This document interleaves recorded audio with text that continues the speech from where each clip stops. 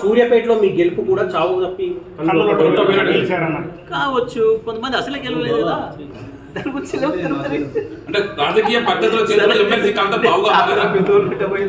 ఏదో ఒకటి గెలిచిన కదా, మరి అసలే ఓడిపోవడానికి కూర్చోకపోయారు మీరు. అది ఎందుకు జరిగింది?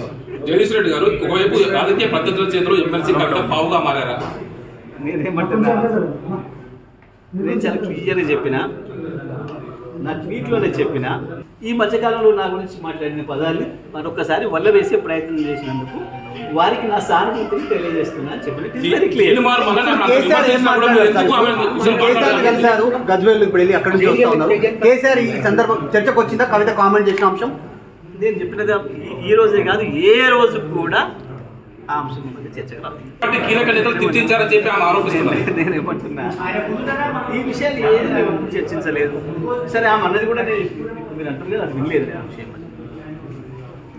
వినలేదు. అంటే ఒక మామూలుగా బీఆర్ఎస్ పార్టీ నేతగా ఒక కేసీఆర్ సైనికుడిగా మీరు ఆమె పైన అంత యాడ్స్ కామెంట్ చేస్తే మీరు